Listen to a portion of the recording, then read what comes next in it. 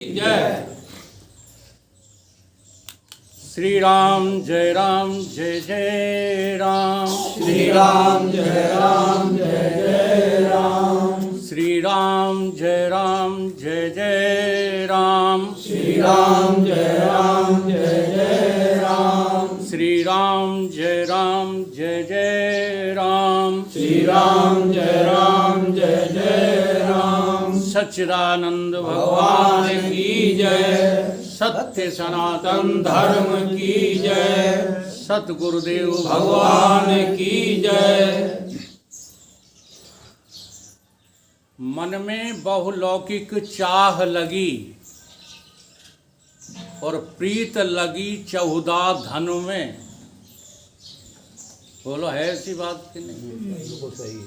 धन में को शांति कभू न लहे, अति व्यापत है चिंता मन में। तन में नहीं विज्ञान है सार कछु, बिन राम भजन बिन से छिन में। और छिन में यम प्राण निकाल चले, मन की अभिलाख नहीं मन में। अगर तुम मन की ही करते रहोगे, ये मन ही तो है, कभी भोग चाहता है तो कभी योग चाहता है। अब आदि गुरु शंकराचार्य जो धर्म की ध्वजा को जिन्होंने संसार में भगवान कृष्ण के बाद उन्हें फहराया, आज के जो लोग हैं वो उनकी बात का खंडन करने में लगे पड़े। शंकराचार्य जी का क्या कहना है?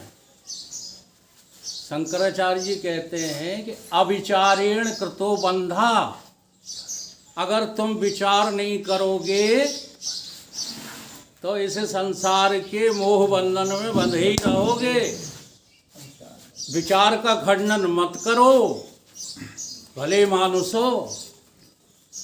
अविचारेण कृतो बंधा, अविचार से ही तो तुम जो है संसार में लगे पड़े हो।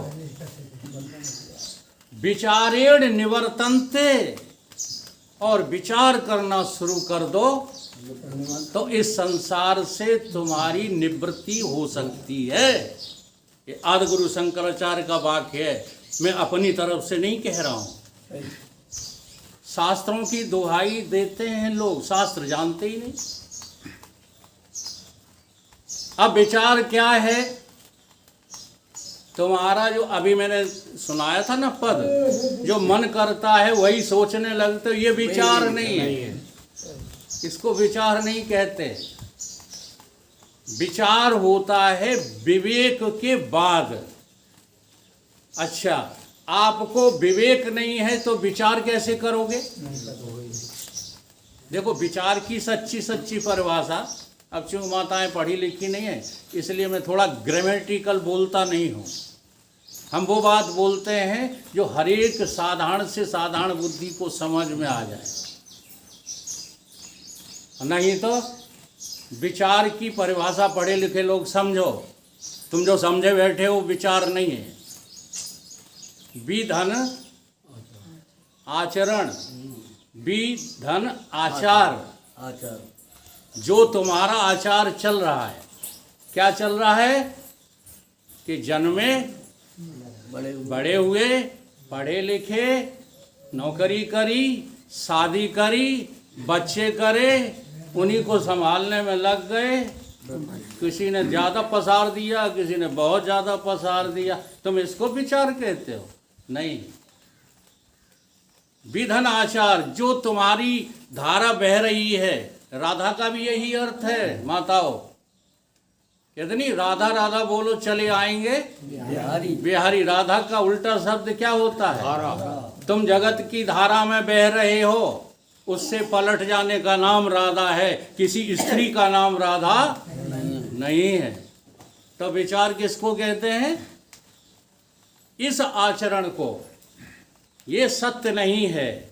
तुम जन्मे हो और जन्म से लेकर के मृत्यु तक जो कुछ तुमने किया है वो 2 कौड़ी का नहीं है। ऐसा सोचने का नाम विचार है।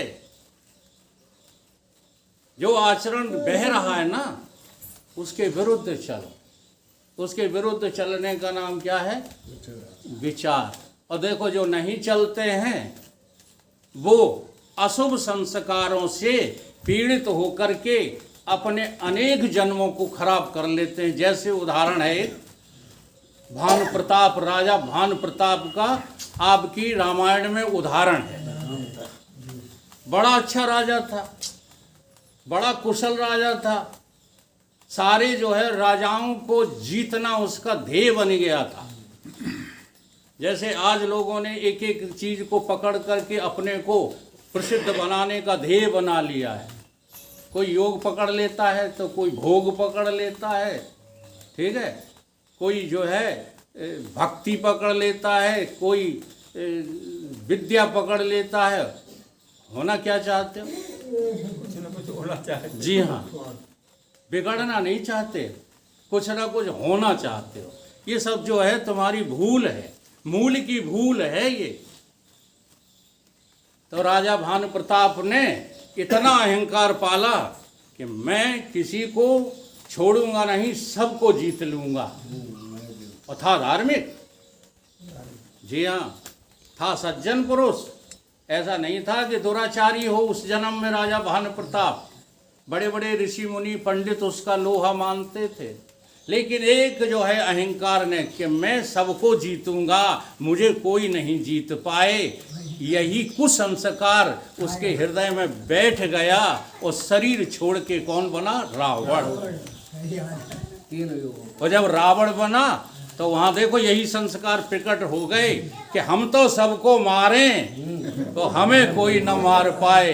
वरदान भी यही मांगता है, हम काहू के मरे ना मारे। देख लो, जब अशुभ संस्कार तुम्हारे हृदय में जन्म जन्मांतर तक पीछा नहीं छोड़ते, तो क्या शुभ संस्कार आप धारण करें तो वो पीछा छोड़ेंगे? तो आज शुभ संस्कारों की कथा सुनाते हैं आपको। किसने धारण किए? राजा मनु ने।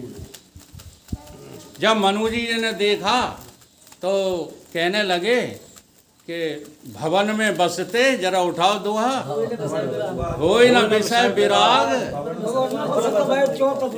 हाँ, एक आदमी बोल दो, होय न विषय विराग भवन बसवा चौथवन, हृदय बहुत खुलाग जन्म गयो हरि भजन। हरि भजन बिन।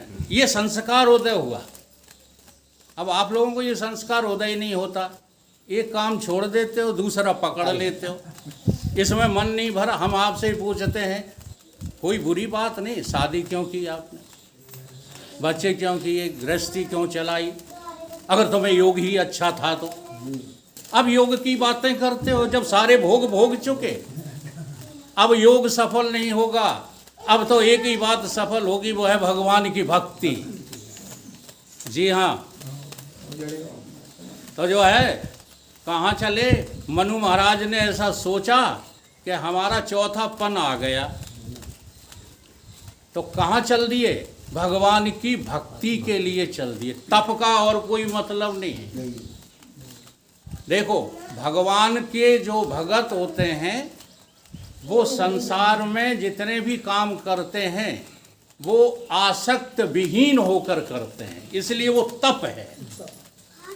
कोई भी व्यक्ति आसक्त विहीन होकर काम कर रहा है क्या? नहीं कर रहा। जैसे हम आपसे पूछें कि ये बच्चे आप पाल रहे, चलो हम राम सिया से ही पूछते हैं और तो लोग बुरा मान जाएंगे। ये नाती जो पाल रहे हो, ये भगवान का समझ के पाल रहे हो कि अपना समझ के? हाँ जी,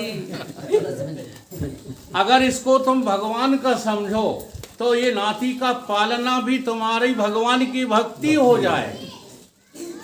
लेकिन संसार में तुम लगे कैसे हो? अपना अपना समझ करके लगे पड़े हो। इसलिए तुम भगवान के भक्त नहीं हो, तुम संसार के भक्त हो। तो भगवान की भक्ति के लिए जो है चौथपन में गए को मनु जी। अब जरा इधर देखो, वो हम पूरी कथा नहीं सुनाएंगे कि क्या मांगा उन्होंने, क्या किया, लेकिन अब इधर त्रेता युग में देखो, चौथापन जब आया और देखे कि बाल सफेद हो गए तो कहाँ गए? गुरु जी के पास। चौथ पन में गए राजा दशरथ भी, चौथे पन में गए सतगुरु के पास। राजा मनु भी चौथ पन में गए भक्तों के पास, संतों के पास। जरा देखना कितना मेल मिलाप है दोनों में, क्योंकि वही हैं, कोई और थोड़ी है। जो मनु जी के संस्कार हृदय में पड़े थे वही राजा दशरथ के यहाँ जो है प्रकट हो गए। तो भक्ति के लिए जाना चाहिए कहाँ? सत्संग में। ध्यान देना। और अगर तुम्हें भगवान को पाना है तो फिर किसके पास जाना चाहिए? सतगुरु के पास। राजा दशरथ गए हैं भगवान को पाने के लिए। और कहते हैं राजा दशरथ, अच्छा एक और परिभाषा बता दें, देखो बिल्कुल समझ में आ जाएगा। आपको धन चाहिए तो किसके पास जाना चाहिए? है लक्ष्मी जी के पास। जी हाँ, धन की देवी लक्ष्मी। और विद्या चाहिए तो कहाँ जाना चाहिए? देखो कितने समझदार हो यार। और शक्ति चाहिए तो किसके पास जाना चाहिए? हैं? दुर्गा के पास। हैं, स्पष्ट बात है कि नहीं? और बल चाहिए तो हनुमान जी के पास जाना चाहिए कि नहीं? सबके क्रम है। और भगवान चाहिए तो किसके पास? फिर तुम्हें योगी भोगियों के पास मिलेंगे भगवान। हम खंडन नहीं करते, हम तुम्हारे दिमागों में ये बात डालना चाहते हैं कि अगर भगवान से मिलना है तो सतगुरु की शरण आओ। जब तक सतगुरु की शरण नहीं आओगे, भगवान मिलाने वाला और कोई नहीं। आत्मा परमात्मा बिछड़े रहे बहुकाल, तो सुंदर मेला कर दिया सतगुरु मिले।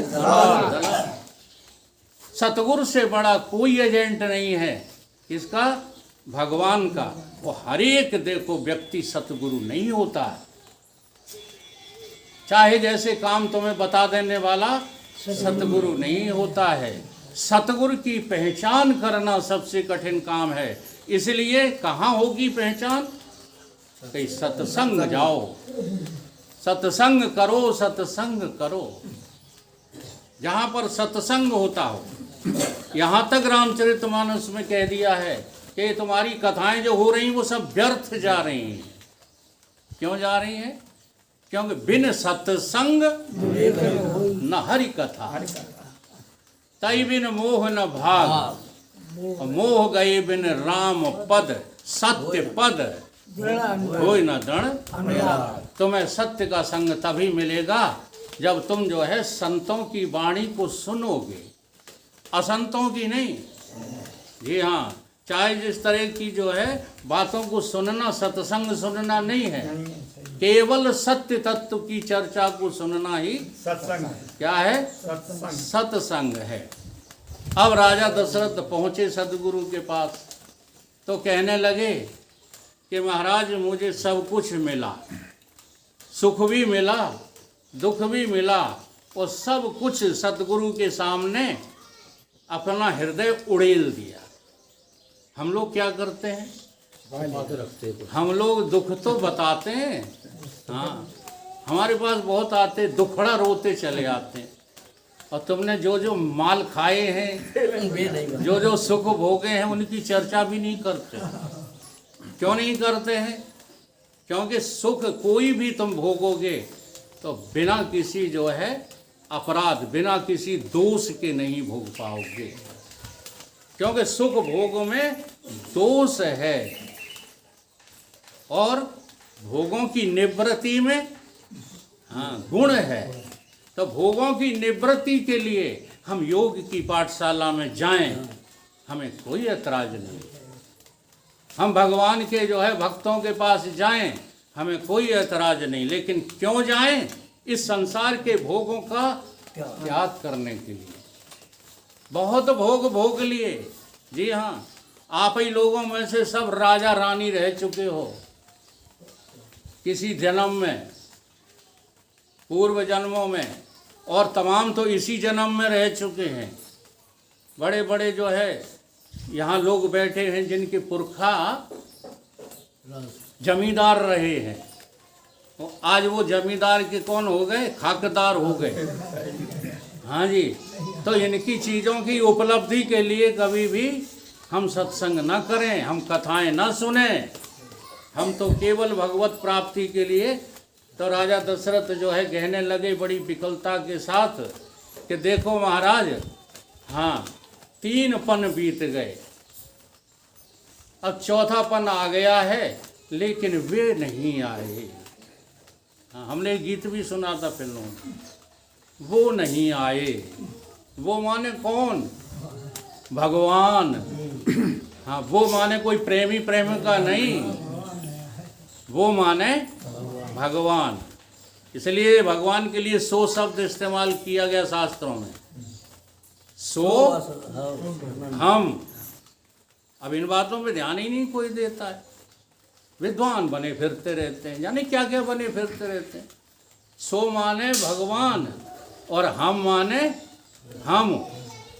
सो हम अपनी तरफ से कह रहे हैं, आपकी रामायण कह रही है सो हम इसमें इति वृत्ति अखंडा दीप शिखा सोई परम प्रचंडा आत्म अनुभव सुख सुप्रकाशा तब भ्रम मूल भेद भ्रम नाशा।